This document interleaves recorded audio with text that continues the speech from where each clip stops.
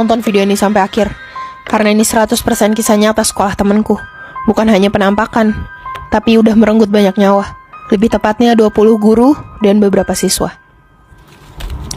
Aku bersekolah di sekolah negeri yang cukup terkenal karena prestasinya di sebuah kabupaten. Aku nggak paham banget tentang histori sekolah aku dulunya. Tapi setelah masuk sekolah ini, akhirnya satu persatu cerita mistis yang nggak bisa dijelasin pakai logika dan nalar kutemui. Suatu ketika, aku mencari berita mengenai sekolah aku di Google. Dan sungguh kaget, artikel-artikel bermunculan tidak hanya membahas prestasi sekolahku, melainkan keangkeran dan kisah mistisnya yang kental. Kejanggalan ini pun menjadi rahasia umum bagi para siswa dan guru. Sekolah ini bukan berbasis agama, tapi anehnya selalu rutin mengadakan istighosah. Tiap-tiap kelas punya jadwal istighosahnya sendiri, dan tiap bulan diadakan istighosah bersama. Bukan, istighosah ini bukan sekedar meminta pertolongan dan kemudahan bagi anak-anak kelas 12 yang mau ujian akhir, tapi karena alasan-alasan lain. Lokasi sekolahku termasuk baru. Beberapa tahun sebelum aku masuk sekolah ini, sekolah aku pindah tempat karena ada kejadian yang mengerikan di lokasi lama, yaitu sebanyak 20 guru wanita meninggal satu persatu karena penyakit yang nyaris sama, kanker rahim atau payudara. Guru-guru meninggal ketika masih aktif bekerja tanpa gejala yang terlihat sebelumnya oleh dokter. Kabar duka tumbangnya para guru di sekolahku ini menyebabkan banyak isu-isu miring tentang sekolahku. Hingga akhirnya, Dinas Pendidikan mendengar isu mengerikan ini dan memindahkan tempat lokasi sekolahku di tanah yang masih penuh ilalang, tak jauh dari lokasi awal. Banyak cerita mistis dan kejadian buruk di lokasi sebelumnya. Gangguan-gangguan makhluk tak kasat mata, guru-guru honorer yang kerap diganggu hantu berpakaian siswa, lapangan sekolah yang sering terlihat siswa-siswi berjejer bak upacara padahal tidak ada siapa-siapa, dan barisan upacara yang bertambah 3 siswa yang tidak bisa dilihat oleh murid-murid lainnya. Ya, pihak yang paling sering diganggu oleh para makhluk ini adalah bapak ibu guru. Gak jarang para guru dianggap gila oleh para siswanya sendiri. Tapi keanehan ini ternyata masih terbawa hingga sekolah aku berganti lokasi. 57 guru dan staf disuruh makan bunga kemuning Jawa setelah pindah lokasi lama ke baru. Beberapa guru menolak dan akhirnya tetap memilih memakan bunga kemuning. Dipercaya ritual ini untuk meninggalkan bala di lokasi lama sekolah dan tidak membawanya ke lokasi baru sekolah. Namun sialnya hal aneh masih terbawa hingga lokasi baru sekolahku. Kepala sekolah aku yang sekarang, sebut saja Pak Sabar, pernah menemukan kain putih di mejanya. Kebayang gak lu, kalau salah satu boneka lu, rambutnya itu makin lama makin panjang dan lama-kelamaan juga numbuh gigi. Ini adalah Okiku, boneka Jepang yang rambutnya itu tadinya gak segini guys. Dan kalau lu lihat lebih dalam, itu ada giginya dalamnya. Okiku, boneka Jepang yang katanya dirasukin sama roh anak kecil pemiliknya dulu. Yang ngebuat Okiku selain rambut sama giginya tumbuh, tapi dia sering ganggu.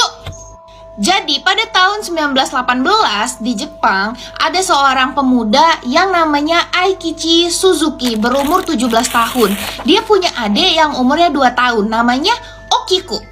Suatu hari si Suzuki ini lagi main-main gitu dan ngeliat nih ada toko boneka dan ada si itu boneka yang tadi, yaitu boneka yang pakai baju kimono kayak begini, terus rambutnya tadinya itu cuma seleher kayak rambut Dora dan sangat cantik lah pokoknya.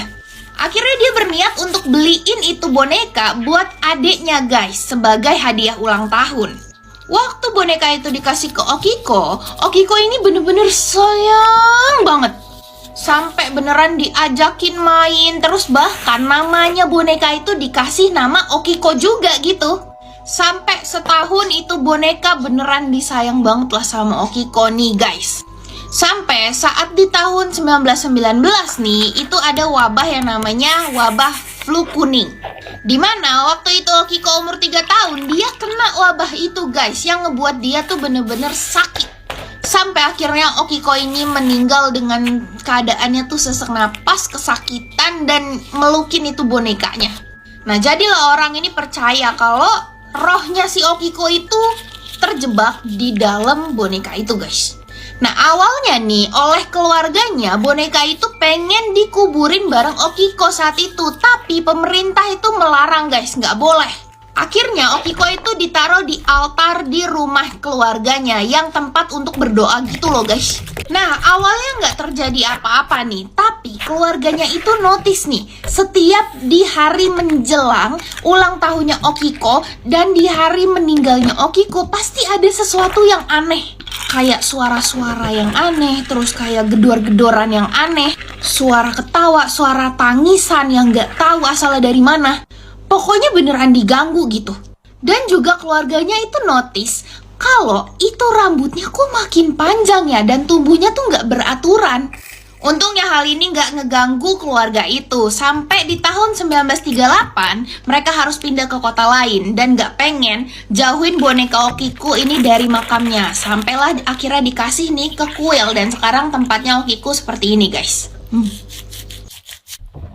Kalau ada barang di rumah kalian yang tiba-tiba gerak, bisa jadi itu ulahnya si Sally yang demen ngegerakin barang-barang di rumah kalian berniat untuk ngajakin main. Nah, bentukannya si Sally itu cewek yang umurnya antara 8 sampai 11 tahun ya, guys. Dia punya rambut yang panjang terus berwarna coklat yang cantik banget, pakai baju warna pink gini. Dia girly gitu loh. Tapi dia punya banyak luka-luka gores kayak begini dan matanya terus-terusan ngeluarin darah. Warna matanya juga itu hijau terang. Nah, kenapa si Sally ini bisa jadi seperti itu, guys? Itu akibat pamannya yang kayak Dakjal. Nama panjangnya si Sally ini Sally Mariam William, guys. Selain ngegerakin barang-barang, kerjanya Sally ini sekarang main sama anak kecil, guys. Jadi kayak temen hayalan gitu. Sally bisa terbang melayang tinggi banget gitu, guys. Dan sebenarnya dia seperti anak-anak lainnya ya, suka iseng. Tapi kenapa si Sally bisa jadi hantu kayak begini, guys? Ini ada ceritanya dan sangkut pautnya sama pamannya yang kayak Dakjal yang tadi gue bilang. Jadi Sally ini sebenarnya anak satu-satunya, guys. Nah, waktu itu dia ditinggalin sama pamannya nih. Sama pamannya diperkos-kos gitu, guys. Tapi dibilangin kalau ini cuma mainan. Nah, si Sally ini kayak trauma gitu ya, guys. Paginya dia langsung bilang sama mamanya. Dia cuma bilang kayak, aku gak suka permainan itu. Tapi dia gak ngomong apa itu. Abis itu mamanya ini ngasih tahu ke bapaknya. Pas waktu dikasih tahu ke bapaknya, pamannya itu denger, guys, dan langsung marah. Nah, si Johnny ini pamannya berniat malah ngajakin Sally ke supermarket. Tapi bukan malah dibawa ke supermarket, itu Sally malah dibawa ke rumah kosong. Dan disitu langsung disiksa dan langsung diselay. Untungnya si Johnny ini ketahuan, guys, dan langsung masuk penjara tuh. Di dalam penjara si Sally ini ngegentayangin si Johnny ini, guys, sampai dia metong. Dia ngeslay dirinya sendiri, guys, saking stresnya dia digangguin sama Sally, mampu. Karena dia udah selesai nih tugasnya si Sally untuk balas dendam ke si Johnny nih. Akhirnya Sally itu sekarang kerjanya gerak-gerakin barang-barang gitu, guys, sama ngajakin anak-anak kecil main. Katanya sekarang ini dia tinggal di rumahnya dia sendiri, guys. Jadi pulangnya ke sana gitu, ntar dia pergi main-main. Sebenarnya Sally nggak jahat kok, guys, tapi ya dia suka iseng. Dan kita kan kalau ngelihat ada barang gerak sendiri kan jadi takut ya. Nah, kalian kalau suka cerita kayak begini, kalian langsung ke YouTube gua karena di sana banyak cerita-cerita macam kayak gini, guys. Acus ngumpul di sana. Lu tahu followers kan? Bukan cuma di sosial media, guys, tapi orang yang ada di alam gaib bisa jadi followers lu. Dengerin ceritanya. Ini ceritanya Kak Rahayu yang diikutin sama Mbak Kun. Ini ceritanya tanggal 7 bulan 4 kemarin, Kak Rahayu sama temen cowoknya pergi berdua nih ke Tanjung Pasir. Itu macem pantai tapi bukan cuma pantai. Nah, karena rumahnya ini lumayan jauh sama Tanjung Pasir, dia berangkat jam 8 sampai sana jam 9 malam, guys. Mereka naik motor nih berdua. Ya udahlah, sampai sana langsung masuk ke sana. Terus mereka ini masuknya tuh ke bukan yang langsung pantai, tapi langsung kayak ada hutan-hutan banyak pohon-pohon gitu. Dan di jalan itu nggak ada lampunya, guys. Jadi cuma lampu dari motor. Nah, di situ mereka keliling pantai kan tuh, naik motor mau nyari tempat istirahat. Nah, waktu dia jalan kayak gitu, dia ngelewatin satu pohon besar yang kelihatannya tuh emang angker. Nah, hal yang aneh yang buat Rahayu ini merinding karena waktu dia ngelewatin pohon itu, tiba-tiba ada angin yang kenceng banget cuma lewat di depan mukanya. Hal itu ngebuat Kak Rahayu kaget kan, cuman dia nggak langsung cerita nih sama temennya. Ya udah, masih fokus buat nyari tempat istirahat. Nah, di situ mereka ngelewatin lagi nih banyak pepohonan, dan di situ Kak Rahayu denger ada suara cewek yang antara nangis dan ketawa di pepohonan itu. Tapi cuma dia yang denger guys, temennya yang cowok ini nggak denger.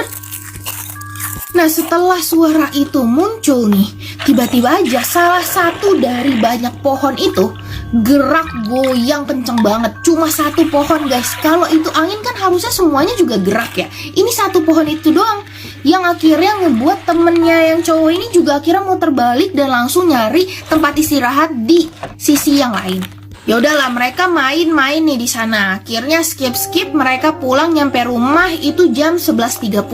Nah, biasanya nih Kak Rahayu itu tidur langsung bercanda dulu sama kakaknya nih, nggak langsung tidur gitu maksud gue.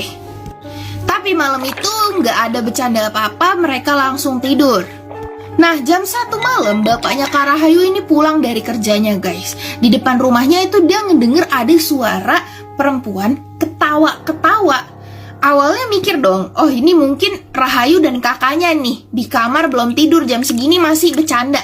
Akhirnya ya udah nih, bapaknya ke atas buka pintu kamar itu ngeliat Rahayu sama kakaknya udah tidur. Dan yang bikin makin merinding ya guys, itu ketawa malah makin kenceng. Akhirnya diikutin nih sama bapaknya menuju ke lantai atas. Pas dibuka pintunya, itu di depan mata ada Mbak Kun lagi terbang sambil ketawa-ketawa. Bapaknya langsung terdiam dan besoknya langsung diceritain guys.